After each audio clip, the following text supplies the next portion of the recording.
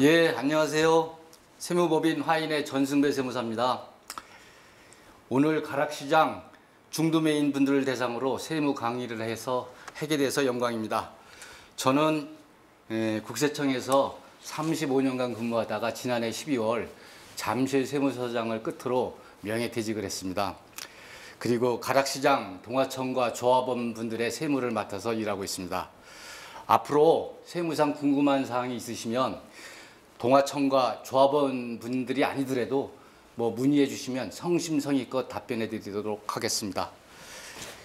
오늘 농수산물시장 중도매인의 세무 실무에 대해서 알아보겠는데요.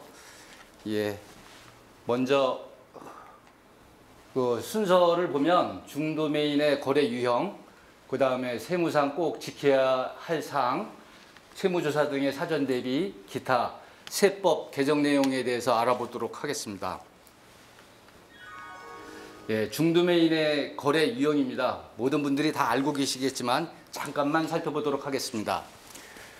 그 생산 출하자가 있고요. 산지 유통인으로부터 이제 상장이 되면 중도매인은 이제 도매시장 법인으로부터 경매를 받아서 그 다음에 직판 상인이나 소매상한테 매출하게 됩니다. 다들 아시는 거니까 넘어가도록 하겠습니다. 그 다음에 중도매인의 유형입니다. 중도매인은 시장 개설자로부터 허가를 받아 시설 사용료를 부담하고 시설을 이용하여 농수산물을 도매하는 유통업자입니다. 그 유형에는 경매 품목을 취급하는 중도매인과 상장 외의 품목을 취급하는 중도매인으로 나뉘죠. 거래 유형에 따라서 세무 처리는 조금 상이합니다. 그 중도매인의 이제 내용을 보면은 경매 품목을 취급하는 중도매인은 그 도매시장 법인으로부터 상장된 농수산물을 경매를 통해서 매입하고 판매하게 됩니다. 계산서는 그 도매시장 법인으로부터 수취하고 도매 매출에 대해서는 계산서를 반드시 발행해야 됩니다. 대금거래도 경매 매입에 대해서는 통상 월 2, 3회에 걸쳐서 입금을 하게 되고요. 물론 이제 법인별로 일부 차이는 있습니다만, 그리고 이제 판매 시에는 반드시 법인 계좌나 사업용 계좌로 입금을 받아서 관리를 해야 됩니다. 미수금은 외상 매출금으로 다 별도로 관리해야 되고요. 회수 시에도 반드시 법인 통장으로 입금해야 되겠죠. 그 다음에 상장 외의 품목을 취급하는 중도매인 경우에는 이제 매수거래와 위탁거래로 나뉘어지는데, 매수거래는 산지 생산자나 이제 수집상으로부터 이제 직접 농산물을 매입해서 이제 판매하게 되죠. 산지 생산자로부터 매입할 때는 출하증명서를 이제 받게 되고요. 대금은 반드시 이제 금융거래를 통해서 하셔야 됩니다. 산지 농협 등 도매상으로부터 매입할 때는 또 반드시 계산서를 수취해야 되겠죠.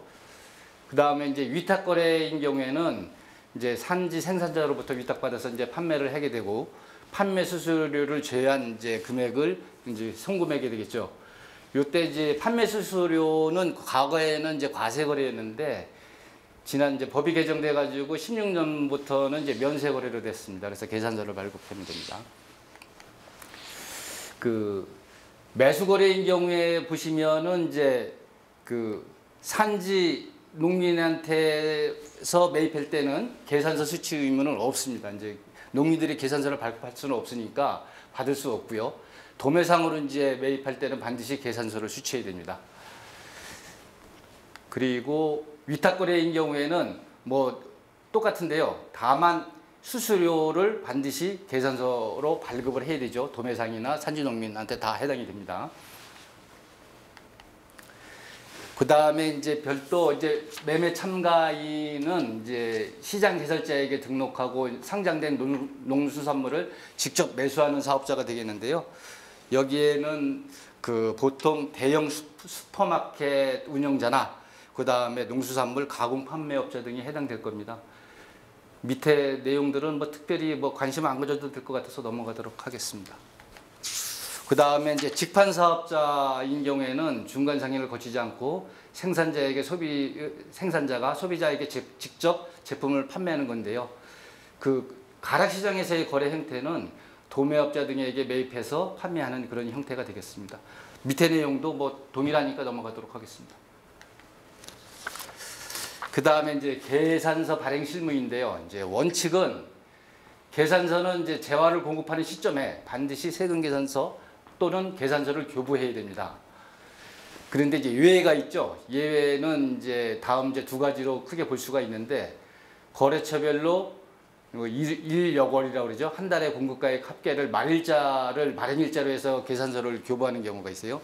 그 다음에 밑에는 또 임의의 기간을 정해서 그 기간 종료일자에 계산서를 교부하는 경우가 있는데, 요 두 가지는 다음 달 10일까지 발행이 가능합니다. 뭐 우리 대부분의 중도매인 분들이 여기에 해당될 겁니다. 근데 이제 다만 유의하실 거는 2개월, 3개월을 합계해서 발행하는 경우는 안 됩니다. 이건 가산세 적용 대상이 됩니다. 예를 들어 가지고 1월달, 2월달, 3월달 분을 3월달에 합계로 해가지고 발행하면 안 되고요. 각각 월별로 발행해야 됩니다. 그 다음에 이제 계산서를 발행할 때 필요적 기재사항이 있는데, 이거는 반드시 정확히 기재를 하셔야 돼요. 그 네 가지가 있는데, 공급자의 사업자 번호나 법인명, 성명, 그 다음에 등록번호, 그 다음에 그 공급 대가, 그 다음에 작성 연월일, 요거는 반드시 정확하게 기재해야 되고요. 이게 정확지 않으면 그것도 가산세에 해당되는 부분입니다. 그 다음에 그 세법에서는요, 중도매인들에 대해서만 특별히 특혜를 부여한 게 있습니다. 이제 가산세 규정에서 보면 중도매인들이 이제 총 매출액에서 차지하는 비율, 계산서 발급 비율이 그 21년도에는 90%, 22년 95%, 23년도에도 95%가 적용됩니다. 다른 사업자는 없는 규정이죠. 그래서 총 매출액의 95%만 발행하게 되면은 인정을 받는데, 요게 95%에게에서 미달하게 발행할 경우에는 요것도 가산세 적용 대상이 됩니다. 그러니까 요거는 세무 대리인들하고 유념해서 별도로 상의해 가면서 이거 잘 체크해 봐야 될 사항입니다. 다음으로는 이제 세무상에 이제 꼭 지켜야 할 사항에 대해서 좀 살펴보도록 하겠습니다. 먼저 계산서 발행은 정확히 발행해야 됩니다. 앞서서도 살펴봤듯이 정확히 발행해야 되고요. 과소 발행이나 과다 발행, 가공 발행, 위장 발행은 하셔서는 안 되겠습니다. 특히 이 가공 발행, 위장 발행인 경우에는 이게 이제 실물 거래 없이 발행하는 거거든요. 그 다음에 위장 발행인 경우에는 실제 발행한 사업자가 아닌 다른 명의로다가 이렇게 기재를 했을 경우에 거기에 해당되는데, 이런 경우에는 그 조세범 처벌법에서 이게 고발 대상까지 되고 형사처벌까지 받을 수 있어서 가공 발행이나 위장 발행인 경우에는 반드시 조심하셔야 되고 해서도 안 됩니다. 그리고 이제 밑에 이제 중도매인 간의 이제 거래도 있는데요. 그 많지는 않겠지만 이런 거래도 반드시 계산서 발행을 하셔야 됩니다. 그 다음에 전자계산서 이제 발행에 대해서 좀 알아보겠는데요. 우리 전자계산서가 15년 7월 1일부터 법인 사업자인 경우에는 반드시 전자계산서를 발급해야 됩니다. 이것도 마찬가지 다음 달 10일까지 발행이 가능하고요. 요거를 발행했을 경우에는 매출처별 계산서 합계표 제출이 면제가 됩니다. 그리고 요 전자적으로 이렇게 운영이 되니까 계산서 불부합도 발생하지 않고요. 그 다음에 이제 종이 계산서를 발급 안 하니까 이제 비용도 당연히 절감이 되겠죠. 이제 다만 이제 종이로다 부득이 발급하는 경우가 있는데, 종이 발급할 경우에는 가산세가 부과가 됩니다. 이게 반드시 전자계산서를 발급하도록 되어 있기 때문에 종이계산서 발급은 가산세 부과 대상입니다. 그리고 이제 상대방이 발행한 전자계산서나 세금계산서도 이렇게 받으면 아주 편리합니다. 그 상대 거래처가 발행한 걸 받게 되면 매처별 세금계산서, 계산서 합계표 제출이 면제가 되고요. 그 다음에 세무상에도 이런 전자계산서 수치 내역이 확인이 가능하니까 장부를 할 때도 엄청 편리합니다. 그래서 전자계산서를 되도록이면 수취하셨으면 합니다. 그리고 이 전자계산서는 어떻게 보면 누락될 여지도 없고 또 확실한 증빙으로서 인정을 받기 때문에 아주 편리하니까 수취도 반드시 하셨으면 좋겠습니다. 그 다음에 의무 발급을 안 하거나 이제 그 가산세에 대한 이제 가산세 그 규정을 살펴보면은 그 사실과 다르게 계산서를 갖다가 발행한다고 그러면은 이제 1% 가산세가 되고요. 이제 발급하지 않고 미발급했을 경우에 2% 적용이 됩니다.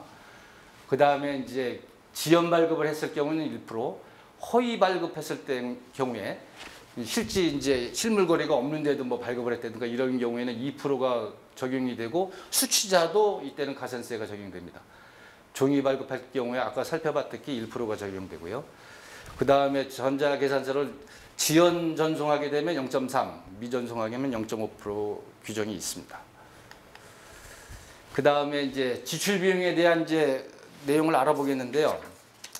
그 모든 거래에 대한 장부 및 증빙 서류는 법정 신고 기한 이후부터 5년간 보존하게 되어 있습니다. 그리고 이제 결승금이 발생하면 10년간 이제 보존을 하게 되어 있고요. 이제 증빙 서류 내용을 잠깐 보면 접대비하고 일반 기타 경비로 나눠볼 수 있는데, 접대비는 1회 3만 원을 초과하는 접대비인 경우에는 신용카드 매출 전표나 세금 계산서, 계산서, 현금 영수증 등 적정 증빙을 받아야 되고요. 미수취했을 경우에는 송금이 인정이 안 됩니다. 비용이 인정이 안 된다는 얘기죠. 이제 기타 다른 경비 같은 경우에는 그 소액 거래 3만 원을 미만은 괜찮은데 초과하는 경우에도 마찬가지 이런 적정 증빙을 받아야 됩니다. 사업자가 아닌 사람하고의 이제 거래할 경우가 있죠. 이런 경우에는 거래 사실을 입증할 수 있는 증빙 자료가 있으면 인정받을 수 있습니다. 예. 그 다음에 이제 지출 비용의 내용을 보면 다 아시는 내용인데 이제 익숙하실 겁니다. 그 급여나 상여, 요거는 이제 임직원들의 이제 급여죠. 복리후생비는 직원들의 이제 식대나 출퇴근 비용 이런 게 되겠고, 차량 유지비가 있고, 소모품비, 그 다음에 임차료, 운반비, 접대비, 그죠? 통신비, 이런 비용들이 있습니다. 이런 비용들은 어떤 증빙을 보관해야 되냐면, 급여나 상여는 이제 원천징수 이행 상황 신고나 지급 명세서, 복리후생비는 이제 3만 원 초과인 경우에는 신용카드나 현금 영수증 등 적적 증빙, 3만 원 미만인 경우에는 간이 영수증도 가능합니다. 차량 유지비, 소모품비도 마찬가지고요. 그 다음에 운반비도 마찬가지입니다. 이제 접대비를 잠깐 보면 접대비도 마찬가지인데, 경주사비 같은 접대비인 경우에는 그 20만 원을 한도로 하고 있습니다. 뭐 경주사비를 뭐 1,000만 원을 줬다, 100만 원을 줬다 그러면 인정을 다 못 받고 20만 원까지만 인정이 된다는 얘기입니다. 예, 그리고 이제 넘어가도록 하겠습니다. 다음 또 지켜야 할 사항을 보면은 아까도 설명드렸습니다만은 위장 가공 거래는 반드시 피해야 됩니다. 거래 질서를 위반한 그 가공 거래나 위장 거래, 특히 실물 거래가 없이 발행되는 가공세금 계산서, 이거는 국세청에서 가장 엄격히 대응하고 있습니다. 요거는 고발 조치도 있고 조세범 처벌법에 따라서 형사처벌도 가능한 사항이기 때문에 조심하셔야 되고 반드시 피해야 되는 그런 내용입니다. 그 다음에 이제 모든 매출이나 매입 거래, 이런 대금을 이제 현금으로 받는 경우에는 반드시 법인 계좌로 입금해야 되고, 출금도 마찬가지입니다. 그리고 만약에 미입금했을 경우에는 현금으로 매출했는데 미입금했다 그러면은 요거는 이제 매출 누락으로 오해도 되고, 그 다음에 상해 처분을 받을 수 있습니다. 상해 처분을 받는데 그거는 이제 근로소득세를 추가로 납부해야 된다는 그런 의미예요. 그 다음에 업무용 승용차인데, 이 업무용 승용차는 그 개별 소비세가 과세되는 승용차입니다. 그래서 오토바이나 지게차, 화물차는 제외되고요. 마찬가지 승합차나 버스, 트럭 이런 것도 제외됩니다. 그러니까 자가용 승용차라고 생각하시면 됩니다. 그래서 이런 승용차에 대해서는 반드시 업무용 승용차 전용보험이 있습니다. 이걸 가입하셔야 돼요.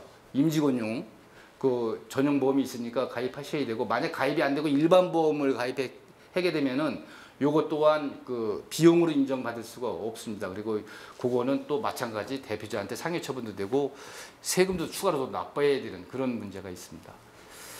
그리고 이제 이 차량 유지비는 그 운행 기록부를 작성하게 돼 있는데, 작성을 안 할 경우에는 1,500만 원까지는 일단은 인정을 해줘요. 이제 더 인정받고 싶으면 그 운행 기록부를 작성해서 이제 그거를 갖다가 증빙으로 제출하게 되면은 인정받을 수가 있습니다. 그리고 이제 4대 보험 등의 이제 관리인데요. 4대 보험에는 국민연금, 건강보험, 고용보험, 산재보험 이런 것들이 있죠.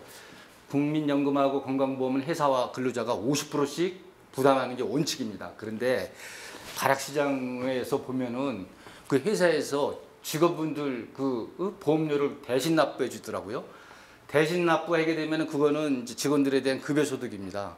그래서 이거는 꼭 50%씩 부담하시는 게 맞는데, 이게 급여소득으로 되게 되면 추가로 더 근로소득세를 납부해야 되고요. 그다음에 나중에 이제 퇴직할 때도 그 급여부를 포함시켜 가지고 퇴직금을 정산하게 되는데 그 다툼이 발생할 수 있어요, 직원들하고. 그래서 어느 집은 해주고 어느 집은 안 해주고 그러니까 뭐 좋은 게 좋다고 해가지고 대신 부담하는 게 있는데, 결과적으로 이거 다툼의 소지가 되니까 전체적으로 협의를 하시든 하여튼 이게 50%씩 부담하는 게 맞습니다. 그렇게 하시는 게 좋을 것 같아요. 그 다음에 이제 차명 계좌를 사용하는 경우가 있거든요. 이제 개인 계좌죠. 개인 계좌를 통해서 이제 거래를 하시게 되면은 이거는 또 이거 탈세가 아닌가 해가지고 오해를 받을 수 있습니다. 그래서 반드시 타인 계좌로 사용하시지 말고 법인 계좌를 이용해야 되고, 혹여 이제 개인 계좌로 이제 부득이하게 거래가 됐다 그러면 그걸 반드시 법인 계좌로 재입금하셔야 됩니다. 이제 그런 식으로 관리를 해주셨으면 좋겠습니다. 그 다음에 이제 잉여금하고 가지급금 관리인데 이게 참 이게 골치 아픈 부분 중에 하나입니다. 이게 정상적인 경우에는 영업 활동을 잘해서 법인의 잉여금이 쌓일 수가 있거든요. 그러면 이제 그거야 법인의 돈이 있으니까 상여든 급여든 배당으로 해서 이제 줄여나가면 됩니다. 그런데 이제 그게 아니고 이제 대출을 받는다든가 납품을 한다든가 해가지고 뭐 어떤 그 이익결산서를 부풀려서 작성하는 경우가 있어요. 그렇게 작성할 경우에는 실질적으로 회사에 돈이 없어요. 없는데도 불구하고 잉여금이 있는 것처럼 보여지기 때문에 이건 나중에 오로지 대표자의 큰 리스크 부담으로 작용합니다. 요거는 이제 자세히는 안 써놨는데요. 이게 좀 문제가 많습니다. 그래서 그 잉여금이 많이 쌓여 있게 되면 어떤 결과가 나오냐면, 문제점이 있냐면은 주식 가치가 이제 높아져서 이제 상여나 증여, 그다음에 이제 상속 같은 경우 뭐 이런 부분에 있어서 이제 가치가 높아지니까 이게 세금이 또 많게 돼요. 그래서 이제 이런 부분도 이제 문제가 있고, 기업을 나중에 이제 청산할 경우에 이걸 잉여금에 대해서는 주주 배당으로 봅니다. 그래서 거기에 대한 또 배당 소득세도 납부해야 되고요. 이런 여러 가지 문제가 있으니까 이게 빨리 줄이셔야 되는 게 맞습니다. 또 가지급금도 마찬가지예요. 가지급금도 보면 대표이사가 인출해서 쓴 경우거든요. 그 다음에 증빙이 없어가지고 비용 처리 못한 경우도 있어요. 뭐 영업 리베이트라든가 뭐 접대 비용인데 뭐 유흥업소와 같은 경우에 그 사용한 경우에는 비용 처리가 안 되니까 가지급금으로 다 계상해 놓는 경우가 있는데, 요것도 항상 리스크로 작용합니다. 이게 금액이 크게 되면은 이게 4.6% 인정이자 계산이 돼가지고 법인한테도 과세가 되고 대표자한테도 상해처분돼서 과세가 됩니다. 그 다음에 이게 가지급금이 높으면 기업 신용도도 하락이 돼요. 그래서 자금 조달에도 어려움이 있고 이거 대손 처리도 안 됩니다. 그 다음에 이제 세무조사 할 때도 가지급금이 맞냐 적으냐에 따라 가지고 선정의 어떤 주요 요소가 되기도 합니다. 그럼 이걸 어떻게 이게 처리를 할까? 이제 그게 문제인데, 이게 대부분 원칙은 뭐 급여를 지급한다든가 상여를 한다든가 배당으로 해서 처리할 수 있겠죠. 퇴직금 중간정산도 있는데 퇴직금 중간정산은 또 요건이 까다로워 가지고 실제 이루어지는 경우가 없습니다. 물론 이제 최초로 뭐 주택을 산다든가 할 경우에는 그런 중간정산이 가능한데 뭐 대부분 해당이 안 될 겁니다. 그리고 이제 이거 잉여금도 마찬가지입니다. 뭐 비용 처리죠. 상여금이나 이제 급여를 지급한다든가 배당으로 이렇게 하는 방법이 있는데, 그래서 줄여나가는 방법이 가장 정상적인 방법이긴 해요. 근데 현실적으로 법인에 돈이 없기 때문에 그렇게는 못하고, 다른 방법이 이제 자본거래에서 그 이익 소각이라는 게 있어요. 이제 그것도 아마도 생소하실 수 있습니다. 근데 이제 그 이익 소각도 상법상 상당히 까다롭습니다. 뭐 여기에 다 자세히 기재는 안 돼 있습니다만은 이제 주주별로 보면은 대부분이 보면은 이제 가족들이 주식을 갖고 있거든요. 본인이 50%, 그다음에 처가 뭐 배우자가 30%, 자녀가 20%뭐 이런 식으로 돼 있는데, 요거를 지분별로 법인한테 양도를 한다든가 증여를 해서 법인이 그 주식 소각이 아니고 자본금하고 상계시키는 게 아니고 이익 잉여금하고 상계시키는 방법이 있습니다. 요때는 그 법인한테 양도할 때 액면가액으로 양도하게 되면 그 양도소득세도 없고요. 그 다음에 법인이 그것을 잉여음하고 상계시키게 되면 이익소각이라고 그러죠. 그렇게 되면은 거기에 따른 또 세금도 없습니다. 근데 다만 이것도 그 자본금이 이제 큰 법인한테 유리하죠. 적은 법인은 별 실익이 없습니다. 대부분 우리 가락시장에 보면은 그 자본금이 5천에서 1억 정도 되는데 이 정도 가지고는 조금 좀 부족합니다. 그래도 어쨌거나 이 방법은 세금이 들어가지 않는 상태에서 처리할 수 있는 방법이죠. 근데 최근에 보면은 컨설팅 하는 사람들이 배우자한테 주식을 6억 원어치 증여해 가지고 법인이 그걸 또 다시 사서 뭐 이렇게 처리하는 방법을 컨설팅 하는데요. 이런 방법으로 뭐 여기 말고 다른 법인도 마찬가지입니다. 대한민국에 여러 법인이 있는데 이렇게 한 경우에 작년 21년도에 한 70여 군데를 갖다가 세무조사를 실시했습니다. 그래서 전체가 다 과세됐어요. 이거는 가장행위로 보기 때문에 이거는 해서는 안 됩니다. 여기에 뭐 컨설팅을 하더라도 우리 그 가락시장 사업하시는 분들은 여기에 현혹되지 말고 이렇게 되면 100% 조사받게 됩니다. 그러니까 이거는 하지 마시고 요거 잉여금이나 가지금 관리는 제가 별도로 시간이 되면 별도 테마로 잡아가지고 강의를 하는 게 맞겠습니다. 이게 양이 되게 많습니다. 오늘은 간단히 짚어보고 넘어갑니다. 다음은 이제 세무조사 등 이제 사전 대비해서 좀 알아보겠는데요. 일단 세무조사 유형에는 정기조사, 비정기조사, 조세, 범칙조사로 이렇게 나눠줄 수가 있어요. 정기조사는 일정 금액 1,500억 원 이상 매출이 있는 법인은 매년 하는 게 5년 주기로 이제 조사를 하고요. 1,500억 미만 법인에 대해서는 뭐 그의 전산 자료나 기타 자료를 분석해서 선정을 합니다. 그리고 그 5년 이상 장기 미조사 받은 법인은 업종에 따라 가지고 일부를 선정해서 또 조사하기도 합니다. 비정기 조사 같은 경우에는 매출 누락이 있다든가 가공 경비 자료가 있다든가 탈세 제보가 있다든가 그다음에 이제 차명 계좌를 거래했다든가 그 다음에 이제 거래처가 이제 조사받고서 이제 파생 자료가 발생됐다든가, 그 다음에 이제 자녀 기업에 부당 지원했다든가, 기업 자금 불법 유출, 편법 증여, 변칙 자본거래, 기업 자금 사익 편취, 뭐 이런 것들이 있으면은 비정기 조사로 선정돼서 조사하기도 합니다. 그 다음에 조세 포탈 혐의가 있거나 가공 자료, 그 다음에 거래 질서 문란이 발생된 기업이나 민생 관련 악의적인 어떤 그 상거래 등이 있는 경우에는 조세 범칙 조사를 해서 요거는 이 조사는 고발을 전제로 하는 조사입니다. 그래서 이거는 형사처벌을 전제로 하는 조사고요. 이런 조사는 절대 받아서는 안 되죠. 그러면은 이런 조사를 안 받기 위해서 또 설령 조사를 받는 과정이라도 어떻게 하면 수월하게 넘어갈까? 그런 측면에서 보면은 정확한 매출, 매입 계산서를 발행하고 수취하셔야 됩니다. 이게 이제 기본적으로 이거부터 보는데요. 가공 계산서를 발행하거나 수취는 절대 하시면 안 되고요.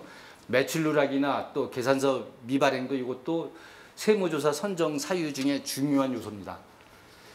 그 다음에 이제 지출 비용에 대해서도 적격 증빙을 수취해야 됩니다. 이제 다 부인되는 수가 있어요. 적격 증빙이 아닐 경우에는. 그래, 지출 비용에 대해서는 증빙 자료를 반드시 수취해야 되고, 지출은 반드시 법인 계좌로 받고 또 인출하고 법인 카드를 사용하고 이렇게 하셔야 됩니다. 그리고 법인 자금을 개인적으로 사용하는 게 이제 법인제 가지급금으로 처리하는 방법이 있는데요. 요것도 가지급금 처리도 되도록이면 안 했으면 좋겠습니다. 이것도 가지급금도 그 규모에 따라 가지고 세무조사 선정 사유가 되고요. 또 법인자금 유출로 보기도 합니다. 그래서 상해처분도 받고 또 어떤 때는 법인자금 횡령이 아니냐라는 그런 것까지 오해를 받을 수가 있습니다. 그리고 이제 모든 거래는 아까도 설명드렸습니다만은 법인 계좌를 꼭 사용하셔야 되고 개인 계좌를 사용해야 되든가 그렇게 하시면 안 됩니다.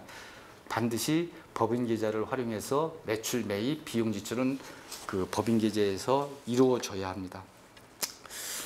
자, 이상 이제 조사에 대해서 이제 살펴봤는데요. 어쨌든 세무조사를 받게 되면은 이제 세무대리인을 통해서 대응할 수밖에 없습니다. 이게 전문가가 아니다 보니까 세무대리인을 통해서 대응해야 되고요. 또 공무원들은 이 세금을 많이 과세하려고 그냥 애를 씁니다. 무척 노력을 하죠. 그래서 저도 이제 현직에 있을 때는 그런 역할을 했는데 지금은 이제 반대 입장에서 이렇게 하고 있습니다. 그래서 이제 그 공무원들의 생리를 잘 알고는 있는데 그래서 이제 조사실에서 이제 어떤 내용을 검토하는지 미리 파악해서 이렇게 대응하는 게 중요합니다. 이게 혹여 조사를 받게 되면은 이제 도움이 필요하다 그러면 저한테 연락을 주시면 도움이 될 수 있는 부분에서는 충분히 도움을 드리도록 하겠습니다. 여기까지 살펴봤고요. 그 다음에는 이제 올해 세법 개정된 내용을 한번 살펴보도록 하겠습니다. 먼저 이제 종부세인데요. 종부세는 이제 인별과세입니다. 이제 개인별로 과세되는 거예요. 이제 과세 대상은 과세 기준일이 6월 1일 현재 주택분 재산세 납세 의무자면은 다 해당됩니다. 그리고 오피스텔이나 주택 부수 토지 또 공유 지분 이제 공유 지분 이런 경우에는 마찬가지 주택분 재산세가 부과가 되고 있다면 이것도 과세 대상이 됩니다. 그 다음에 합산 배제 임대주택, 사원용 주택, 상속주택 요거는 세율이나 세부담 상환율 적용 시에 이제 주택세에서 제외하고 있죠. 그래서 이거를 이제 계산할 때는 주택 공시 가격에서 이제 6억 원을 차감하고요. 1세대 1주택인 경우에는 11억 원을 공제하죠. 그리고서 세율을 적용합니다. 그 1세대 1주택자면서 고령자, 장기 보유자는 이제 세액 공제가 또 별도로 있고요. 한번 세율도 이번에 바뀌었는데요. 올해 8월경에 바뀌었습니다. 그래서 보면은 종전에 개인은 종전보다 조금씩 더 올랐고요. 법인은 많이 올랐습니다. 법인이 종전에는 개인과 같았었는데 법인이 이제 주택을 소유했을 경우에는 최고 세율로 적용됩니다. 그래서 2주택 이하가 있고 조정지역에 2주택이 있고 3주택일 경우에는 이렇게 표가 있으니까 참고해 보시면 될 것 같습니다. 그 다음에 이제 세제 혜택도 이제 늘어나는데요. 1세대 1주택인 경우에는 이제 11억 원을 9억에서 이제 11억 원을 공제하고요. 이제 이번에 바뀌었습니다. 그 다음에 이제 고령자 세액공제하고 장기부유 세액공제가 있습니다. 그래서 고령자 세액공제인 경우에는 60세에서 65세는 20%, 그 다음에 65세에서 70세는 30%, 70세 이상은 40%를 공제해주고요. 장기부유자 세액공제가 있는데 장기부유 올해 이제 보유를 하게 되면 이제 공제를 해주죠. 5년에서 10년은 20%, 10년에서 15년이면 40%, 15년이면 50%를 공제해 줍니다. 그래서 이게 요 두 개를 다 공제를 해주는데 합쳐서 공제해 주는데 최대가 90%까지 되는데 공제 한도는 80%입니다. 이제 80%까지만 공제를 해주게 됩니다. 종전에는 70%였었죠. 그래서 이제 1세대 1주택자에 대해서는 혜택이 많아졌고요. 그 다음에 이제 밑에 부부 공동명의 1주택자에 대해서도 혜택이 있습니다. 원칙은 부부 개인별로 이제 6억 원을 공제해주면 이제 12억 원을 공제받거든요. 그런데 이제 선택이 가능해요. 이제 부부가 공동명의로 돼 있을 경우에는 1주택으로 봐서 그 부부 중 한 사람이 소유한 것으로 봐서 11억 원을 공제하죠. 그럼 손해이긴 한데 이제 고령자 세액공제하고 장기보유 세액공제를 하게 되면 더 많이 공제를 받을 수 있으니까 비교해 봐 가지고 유리한 쪽으로 선택하면 됩니다. 그리고 요 이제 부부 중에 이제 지분율이 큰 분이 이제 소유한 것으로 봐서 이제 계산을 하게 되니까 요거는 이제 한번 신고하거나 뭐 이제 뭐 과세가 됐다든가 그러면 따져봐 가지고 어느 게 유리한 걸 봐 가지고 선택하시면 됩니다. 이제 일시적 2주택자는 요번에 이것도 개정이 됐죠. 일시적 2주택자는 전에는 다 2주택으로 봐서 과세를 했는데 그러지 않고요. 이제 한번 읽어보겠습니다. 1세대 1주택자가 종전주택을 양도하기 전에 다른 주택을 취득하여 일시적 2주택이 된 경우로서 신규 주택을 취득한 경우 2년이 경과하지 않은 때에는 주택세에서 제외합니다. 그러니까 집을 새로 사가지고 2년이 경과하지 않으면은 1세대 1주택으로 보겠다는 내용이에요. 그 다음에 이제 상속주택이 있는데요. 전에는 상속주택을 받으면 다 주택수에 다 포함시켰어요. 그런데 이 상속이라는 거는 본인 의지하고 상관없이 받는 거잖아요. 그래서 이건 억울하다 해가지고 이번에 개정이 됐습니다. 그래서 상속 이후 5년간 상속주택수에 관계없이 1세대 1주택 판정 시에는 주택수에서 제외합니다. 그래서 5년 동안은 상속받은 주택은 주택수에 포함이 안 됩니다. 그 다음에 또 한 가지 있죠. 상속주택 중에서 저가주택이 있고 소액지분이 있어요. 주택가액이 수도권은 6억 원이고 비수도권은 3억 원입니다. 이렇게 그 이하인 경우에는 또 주택 지분이 40% 이하인 경우에는 위에는 5년간이었는데 이거 평생 기간에 관계없이 주택세에서 제외합니다. 그 다음에 이제 지방 저가주택이 있는데요. 이게 지방 저가주택은 뭐냐면은 1세대 이제 2주택자 중 그 수도권이나 광역시 특별자치시 이외의 지역에 이제 공시가격이 3억 원 이하인 경우에는 이 지방 저가주택은 아예 주택수에서 빠집니다. 이제 이런 경우 지방에 전에는 이제 지방에 가격도 안 나가는 주택이 있었는데 그것 때문에 2주택이 돼가지고 과세받는 경우가 많이 있었는데 이건 완전히 빠집니다. 그리고 이제 취득세도 요번에 바뀌었어요. 이제 내년부터 이제 바뀌는 내용이에요. 요것도 좀 많이 과세되는 쪽으로 바뀌었는데 이제 올해까지는 그 이제 보면은 유상취득이 있고 무상취득, 원시취득이 있습니다. 그 유상취득은 이제 돈을 주고 사는 거죠. 그래서 이제 보면은 당시 올해까지에는 취득가액이나 시가표준액 중 이제 큰 금액으로 이제 하게 돼 있는데 대부분 시가표준액으로 했습니다. 그랬는데 앞으로는 취득가액으로 하게 됩니다. 그래서 이제 취득가액을 갖다 모르겠다라고 하면은 매매사례가액으로 하는 거예요. 시가 인정액이 결국은 매매사례가액입니다. 그 다음에 이제 상속, 무상취득에는 상속하고 증여가 있죠. 이제 상속은 이제 변함이 없고요. 증여인 경우에는 과거에는 시가표준에 이제 주택을 증여받았다 그러면 개별주택 가격이었거든요. 그런데 이제 그게 아니고 매매사례가액으로 바뀌었습니다. 이게 더 많죠. 그러니까 많이 과세된다고 보시면 됩니다. 그 다음에 그 원시취득 신축하는 거죠. 신축하는 경우에도 취득가액으로 하게 돼 있어요. 전에는 이제 취득가액이나 시가표준액 쪽 큰 금액으로 하게 돼 있는데 그렇게 바뀌었습니다. 그 다음에 이제 한번 세율을 한번 보시면 그 유상취득 시 이제 매매를 취득할 때 보면은 1주택인 경우에는 이제 1%에서 3%가 적용이 되고요. 2주택인 경우에는 이제 8%, 일시적 2주택은 아닙니다. 3주택인 경우는 12%, 4주택인 경우하고 이제 법인은 12% 이렇게 적용됩니다. 이게 조정 대상 지역이 있고 비조정 대상 지역이 있는데 아마 여기 계신 모든 분들이 서울 지역은 다 조정 대상이니까 저기에 해당될 겁니다. 그 다음에 이거는 금방은 이제 매매를 취득했을 때고 그 다음에 증여를 취득했을 때가 있어요. 그래 증여를 취득했을 경우에는 요 앞에서 보시면은 증여로 취득했을 경우에는 세율이 3.5%, 12%가 있어요. 일반이 3.5%고 중과가 12%인데 대부분 다 중과가 됩니다. 증여 취득 시 12% 중과세율이 적용되는 경우는 조정지역 주택으로서 주택 공시가격이 3억 원 이상입니다. 근데 3억 원 안 되는 게 없죠. 서울에서 3억 원 안 되는 주택이 어디 있겠어요. 그러다 보니까 다 해당이 돼요. 그래서 12% 적용이 되고요. 그 다음에 이게 밑에 증여 취득 시 중과세율 12%가 적용 안 되는 경우가 있어요. 안 되는 경우는 어떤 경우냐면은 증여자가 이제 이 위에 이거 증여 취득은 이제 수증자 입장인데 이 밑에는 증여자가 1세대 1주택이면 수증자의 주택사하고 관계없이 그때는 중과를 적용 안 하죠. 그러면 중과 적용 안 하면 요 앞에서 봤듯이 3.5% 세율이 적용됩니다. 자, 지금까지 이제 살펴봤고요.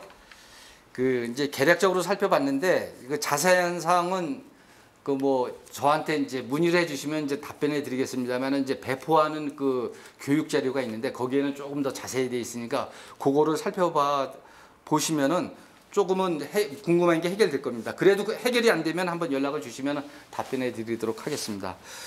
그리고 이제 다음에 또 기회가 있다고 하면은 상속세나 증여세, 뭐 주식 양도소득세, 뭐 이런 거에 대해서 테마별로 주제를 선택해 가지고 좀 구체적으로 설명드릴 기회가 있으면은 한번 좋겠습니다. 그런 기회가 있다면 자료를 만들어서 한번 강의 한번 해보도록 하겠습니다. 예, 수고 많으셨습니다. 예, 고맙습니다.